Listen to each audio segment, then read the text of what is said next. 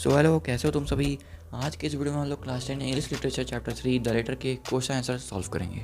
साथ ही साथ हम लोग कुछ इंपॉर्टेंट क्वेश्चन भी करेंगे जो हमें एग्जाम में देखने को जरूर मिलेंगे। तो चलिए वीडियो को शुरू करते हैं। तो यहाँ पे हम लोग का पहला क्वेश्चन है क्वेश्चन नंबर 4, जहाँ पे ए ऑप्शन में क्या रखा है कि Ali is walking to the post office daily even in biting cold weather son his. तो यहाँ पे आंसर हो जाएगा स्ट्रेंथ ऑफ विल, जो कि अली रोज 5 साल से एक ही जगह पे जा रहा था एक लेटर के लिए, तो वहाँ पे उसका स्ट्रेंथ ऑफ विल नजर आता है। हमारा नेक्स्ट क्वेश्चन है why is the post office referred to as Ali's place of pilgrimage. यहाँ पे प्लेस ऑफ पिलग्रिमेज का मतलब है तीर्थ यात्रा करना, ठीक है। तो यहाँ पे इसका आंसर हो जाएगा he came there to pray for letter for his daughter. वो वहाँ पे इसलिए जाता था ताकि वो देख सके कि डाउटर उसके लिए लेटर भेजी या फिर नहीं भेजी। अब हमारा नेक्स्ट क्वेश्चन है what does the post master's rudeness to Ali reveal about him.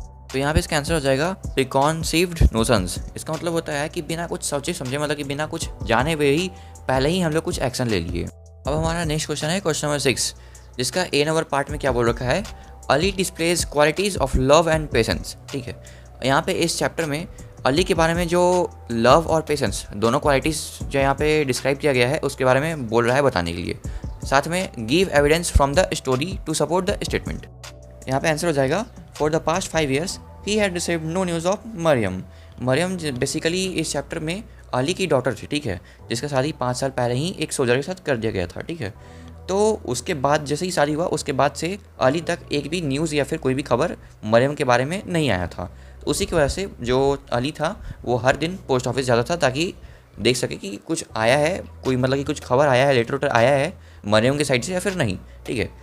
Ali went to the post office daily to get a letter from her even bad weather could not stop him, ठीक है। ख़राब समय में भी वो जाता था, चाहे कितना भी आंधी तूफान आ जाए वो जाता ही था। It was his immense love for his daughter, बहुत ही ज़्यादा प्रेम करता था वो अपनी डॉटर से, वो तो दिख ही रहा है इसमें। And patience that made him go to the post office daily, ठीक है। चाहे ठंडा हो, बरसात हो, कोई भी सीज़न हो, कुछ भी दिक्कत हो, परेशानी हो, उसको छोड़ के वो हर दिन पोस्ट ऑफिस जाता था। किस लिए? ताकि लेटर का पता चल सके कि उसकी जो डॉटर थी मरियम वो उसके लिए कुछ भेजी है लेटर उटर लिख के या फिर नहीं।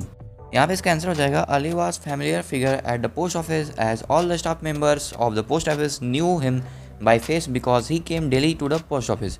यहाँ से तो हम लोग को पता है कि वो हर दिन पोस्ट ऑफिस में जाता है, और एक बात तो तय है कि जब तुम कहीं हर दिन एक ही जगह पे जाओगे तो वहाँ के सारे लोग तुम्हें पहचानने लग जाएंगे, तो वही बात यहाँ पे था। फिर है everybody right from the post master to the peon knew and recognise Ali by face. Usually they made fun of him while talking about his abnormal behavior. They even called him a madam who come daily to the post office even though he never got a letter. यहाँ पे कह रहा है कि जो अली था उसको सारे लोग जान चुके थे, पोस्ट मास्टर से लेकर के प्यून तक जो वहाँ पे रहता था वो भी जान चुका था। उसको मतलब कि चेहरा देखते ही समझ आता था कि कौन आ गया, ठीक है। वो लोग यहाँ तक कि उसका मजाक भी उड़ा देते थे, उसको बोल के चिढ़ा के उसका एबनॉर्मल बिहेवियर मतलब कि उसका अजीब बिहेवियर को देख के उसको madam who came daily to the post office ऐसे बोल देते थे। बताओ अब सही है क्या? यार ये था क्वेश्चन नंबर बी। अब चलते हैं क्वेश्चन नंबर सी पे, जो कि बहुत ही इंपॉर्टेंट क्वेश्चन है, ठीक है। सबसे ज़्यादा इंपॉर्टेंट है और एग्जाम में आने का इसका बहुत ही ज़्यादा चांसेस है, 99.9% आएगा ये पक्का। तो यहाँ पे क्वेश्चन नंबर सी बोल रखा है कि why did Ali give up hunting, मतलब कि जो अली हंटिंग करता था, ठीक है, वो हंटिंग करना बंद क्यों कर दिया, मतलब कि छोड़ क्यों दिया था हंटिंग करना है। अब इसका आंसर हो जाएगा अली वाज अ सोर शॉट, मतलब कि बहुत ही अच्छा वो हंटर था, ठीक है, अच्छा निशाना लगाता था वो, ठीक है। He realise the pain of separation on being separated from his daughter, so he gave up hunting as he could no longer bear the thought of children being separated from their parents. बोल रखा है कि जब उसकी जो daughter थी उसका जब मैरिज हो गया और वो चली गई थी, तो उससे बिछड़ने के बाद जो अली था उसको बहुत ही ख़राब लगा था। तो उसके बाद ही वो समझ गया था कि जब वो किसी को मतलब कि कोई भी जीव को मारता है तब उसके फैमिली से वो दूर जाता है, तो कितना ख़राब लगता होगा फैमिली मेम्बर को, ठीक है, जब कोई अपने से अलग हो जाता है, तब वो भी कोई आके मार के चला गया उसमें। इसी वजह से जो अली था वो हंटिंग करना छोड़ दिया था। बढ़ते हैं नेक्स्ट क्वेश्चन में, जहाँ पे क्या रखा है what impressions do you form of the post master after reading the story the letter. यहाँ पे कह रहा है कि इस स्टोरी को पढ़ने के बाद हम लोग पोस्ट मास्टर को देख के क्या मतलब कि क्या सोचे, कैसा है वो, कैसा आदमी हो, किस टाइप का नेचर है उसका। अब इसका आंसर हो जाएगा the post master was man with hearty temper, he was very cold person with no compassion, he was very rude and unsympathetic towards Ali, however a change comes over him when he faces a similar anxiety, ठीक है। तो यहाँ पे लोग इस story में देखेंगे कैसे पोस्ट मास्टर एक बहुत ही एकदम चिड़चिड़ करने वाला आदमी था उसके बाद फिर उसके अंदर कोई इमोशन नहीं था, वो अली का कितना बार मजाक भी उड़ा चुका था, साथ ही साथ वो कभी अली का रिस्पेक्ट भी नहीं किया था। हालांकि लास्ट में उसको समझ में आ गया था कि वो बहुत ही बड़ा गलती कर रहा था जब उसको एक लेटर मिल चुका था वो अली के डॉटर की तरफ से। तो ये तो था क्वेश्चन नंबर डी का आंसर। अब चलते हैं क्वेश्चन नंबर ई पे। और हाँ, क्वेश्चन नंबर डी भी one of the most important question है जो एग्जाम में तुम्हें देखने को मिलेंगे। तो अब क्वेश्चन नंबर ई में क्या रखा है कि the postmaster says to Ali what a pest you are brother, do you agree with the statement, give reason for your answer. तो यहाँ पे पेस्ट का मतलब होता है कि बहुत ही शरारती, जो बहुत शरारत करे, ठीक है। तो यहाँ पे इसका आंसर हो जाएगा नो, क्योंकि मुझे नहीं लगता कि जो अली था वो पेस्ट कहलाने या फिर सुनने लायक है, ठीक है। Ali was not a paste as branded by the postmaster, who himself was feelingless person. He failed to understand the feelings of an anxious father. He considers him pest because Ali came every day for a letter from his daughter Maryam. तो इस chapter में वो खुद ही एक बहुत ही emotionless व्यक्ति था, बहुत ही इमोशनलेस पर्सन था, ठीक है। और वो दूसरे को ही ज्ञान दे रहा था, ठीक है, दूसरे के बारे में ही बोल रहा था, वो किसी के फीलिंग्स इमोशंस को समझा नहीं। पोस्टमास्टर अली की सलाह ऐसा इसलिए करता था क्योंकि अली जो था वो हर दिन आता था पोस्ट ऑफिस में, ठीक है, और वो वहाँ पे इसलिए आता था ताकि वो देख सके कि जो उसकी डॉटर है मरियम उसके लिए कुछ लेटर वेटर भेजी है कि नहीं, इसी वजह से उसको पेस्ट बोल रहा था, जो बहुत ही गलत बात। तो ये तो था क्वेश्चन नंबर ई। अब करते हैं question number F. Question number F में क्या रखा है कि Ali came out very slowly, turning after every few steps to gaze at the post office. His eyes were filled with tears of helplessness, for his patients were exhausted even though he still had faith।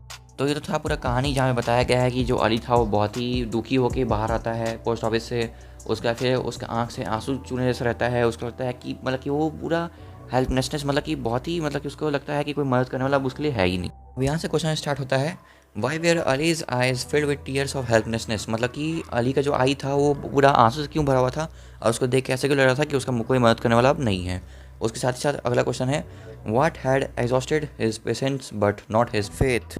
तो यहाँ पे इसका answer हो जाएगा, Ali's eyes were filled with tears of helplessness because he knew his end was imminent. He had grown quite old and his loneliness and suffering had further affected his health. The time was running out fast for him. He knew Maryam would certainly write to him, but he didn't have much time left with him. तो यहाँ पे इसका answer हो जाएगा, जो अली के आंख में आंसू भरा हुआ था वो इसलिए था क्योंकि उसको पता चल गया था कि उसका लाइफ का बहुत ही एंड स्टेज आ चुका है, वो मरने वाला है। एमिनेंट का मतलब हो गया वही कि लास्ट स्टेज, मतलब कि आखिरी दिन कुछ बचा हुआ था। उसका फिर है, he had grown quite old, मतलब कि वो बहुत ही बूढ़ा हो गया था और उसका जो लोनलीनेस था, मतलब वो एक भरोसेमंद आदमी था और उसका ऐसा उसके हेल्थ पे बहुत ही इफेक्ट पड़ेगा, क्योंकि अगर भरोसेमंद बन के जीना है तो हेल्थ इफेक्ट तो पड़ना ही पड़ेगा। साथ ही साथ बहुत टाइम भी निकल चुका था, वो बहुत ही बूढ़ा हो गया था, उसका लास्ट स्टेज जो है आ चुका था और उसको पता था कि जो उसके डॉटर है मरियम वो उसको लेटर ज़रूर भेजेगी, लेकिन जब तक वो भेजेगी तब तक वो मर चुका होगा। इसी वजह से उसके आंखों में आंसू भरा हुआ था और वो बहुत हेल्पलेसनेस फील कर रहा था। तो अब बढ़ते हैं आखिरी क्वेश्चन की तरफ, जो बहुत ही इंपॉर्टेंट भी है, एग्जाम में आने का चांस इसका भी बहुत ज़्यादा ही रहता है। क्वेश्चन में क्या बोल रखा है कि tortured by doubt and remorse, he sat down in the glow of the charcoal cigarette to wait. Who is tortured by doubt and remorse, why, what is he waiting for. तो इसका answer देखते हैं, the postmaster is tortured by doubt and remorse. Remorse का मतलब होता है कि जो बहुत ही कुछ गलत कर दिया उसको उसका आश्चर्य अब हो रहा है। He is filled with remorse because he failed to understand Ali's concern about his daughter।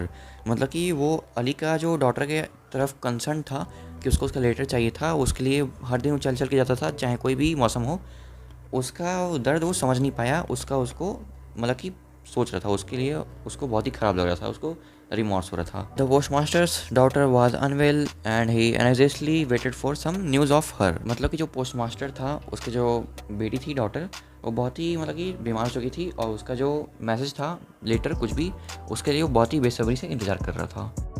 तो ये था पूरे चैप्टर का सॉल्यूशन, जिसमें हम लोग क्वेश्चन आंसर भी सॉल्व कर लिए, साथ में इंपॉर्टेंट क्वेश्चन भी सॉल्व कर लिए। और डेफिनेटली वो 3 इंपॉर्टेंट क्वेश्चन में से 2 या फिर तीनों तुम्हारे एग्जाम में उठ के आएंगे, वो भी 3 से 5 नंबर के। अगर तुम्हें इस बुक के किसी भी चैप्टर के वीडियो चाहिए तो यहाँ पे जो दिए गए प्लेलिस्ट है उस पर क्लिक करके तुम देख सकते हो। तो मिलते हैं फिर वहीं पे।